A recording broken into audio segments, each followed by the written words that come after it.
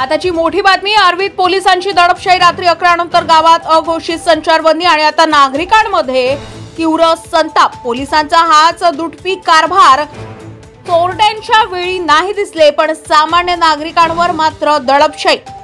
हे योग्य आहे का? आता नागरिक पोलिसांच्या या मनमानी विरोधात रस्त्यावर उतरतील। जर पोलिसांनी खुलासा केला नाही तर तीव्र आंदोलन होणार। 17 तारखेला वर्धा जिल्ह्यातील आर्वी शहरात पोलिसांनी अचानक रात्री 11 वाजता कठोर पेट्रोलिंग सुरू केले आहे। गावातील सर्व हॉटेल्स बंद करण्याचे आदेश देण्यात आले। वृद्ध आणि महिलांना घरासमोर फिरण्यास देखील रोखले आणि त्याही पेक्षा गंभीर म्हणजे पोलिसांनी नागरिकांवर अर्वाच्य भाषेत बोलत त्यांना धमकावले। स्थानिक नागरिकांमध्ये पोलिसांच्या या मनमानी विरोधात तीव्र नाराजी पसरली आहे। रात्री 11 वाजता अचानक पेट्रोलिंग का सुरू करण्यात आलं याबाबत विचारलं असता पोलिसांनी वरिष्ठांचा आदेश असल्याचं सांगितले। मात्र जेव्हा आर्वीत चोरट्यांनी दुकाने फोडली तेव्हा हेच पोलीस कुठे होते? मागील 5 दिवसांपासून हरवलेल्या मुलाचा अजूनही पत्ता लागत नाही। तिथे पोलिसांनी तत्परता दाखवली नाही।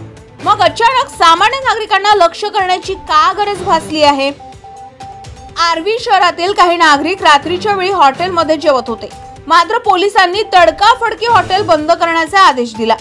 त्यामुळे लोकांना अर्धवट जेवण सोडून उठावं लागलं। जर पोलिसांना कायदा अंमलात आणायचाच असेल तर गावातील अवैध धंद्यांवर कारवाई का होत नाही? जेवण झाल्यावर अनेक नागरिक घरासमोर थोडा वेळ मोकळ्या हवेत फिरतात, मात्र पोलिसांनी सायरन वाजवत त्यांना हुसकावून लावले। वृद्ध व्यक्तींना आणि महिलांना उद्धट भाषेत बोलत गेले।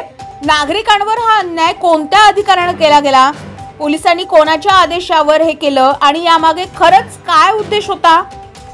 आर्वीत मोठ्या प्रमाणात अवैध दारू विक्री सुरू आहे। अनेक ठिकाणी अवैध धंदे खुलेआम चालू आहे। मग तिथे पोलिसांनी गाडी का फिरत नाही? सामान्य नागरिकांवर जोर दाखवायचा आणि अवैध धंदेवाल्यांना अभय द्यायचं हा पोलीस प्रशासनाचा नवा नियम आहे का? गावातील काही शक्तिशाली लोकांच्या आशीर्वादाने हे धंदे खुलेआम चालतात। अनेक ठिकाणी अवैध दारू विक्रीच्या अड्ड्यांवर रात्री उशिरा गर्दी असते, पण तिथे पोलिसांची गाडी फिरत नाही।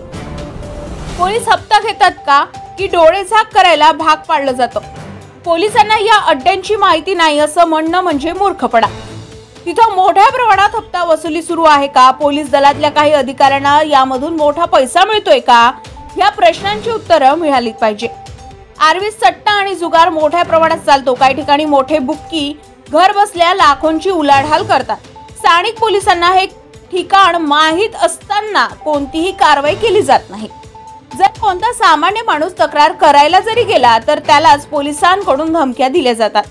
हा कायदा आणि सुव्यवस्थेचा खेळ आहे का? पोलीस फक्त सामान्य नागरिकांवरच धडाडत असतील तर मग हे भ्रष्ट पोलीस कोणाच्या फायद्यासाठी काम करत आहे? आर्वीमध्ये गांजा आणि इतर नशिले पदार्थ विकणाऱ्या टोळ्यांचं जाळं तयार झालंय। शाळा कॉलेजच्या विद्यार्थ्यांपर्यंत नशेच्या गोष्टी सहज पोहोचत आहे, मात्र पोलीस त्यावर कारवाई करण्याऐवजी त्यांना संरक्षण देत आहे असं नागरिक म्हणतात। आता प्रश्न हा आहे की पोलिसांची नजर फक्त सामान्य माणसावरच राहणार का, की आता अवैध धंदेवाल्यांवरही हातोडा चालणार? जनतेला उत्तर हवंय। आर्वी शहरातील नागरिक आता पोलिसांच्या या दडपशाही विरोधात एकत्र येत आहे। जर पोलिसांची ही बेकायदेशीर मनमानी सुरूच राहील तर नागरिक तीव्र आंदोलन करू शकतात। पोलिसांनी तातडीने खुलासा करावा, अन्यथा या विरोधात मोठी कारवाई करण्याची मागणी होते आहे। हा पोलीस प्रशासनाचा जनतेवरील अन्याय आहे आणि आता जनता मूक बसणार नाही। महाराष्ट्र 24 न्यूज करिता ब्युरो चीफ विश्वास बांगरे सोबत अर्जुन लांजेवार, आर्वी, वर्धा।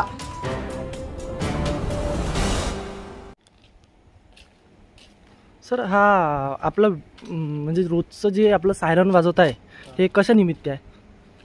पेट्रोलिंग चालू आहे नाही, म्हणजे नाईट पेट्रोलिंग आहे, पण आपण काल हॉटेल वगैरे होते ते आपण बंद करण्यात आले 11च्या नंतरच।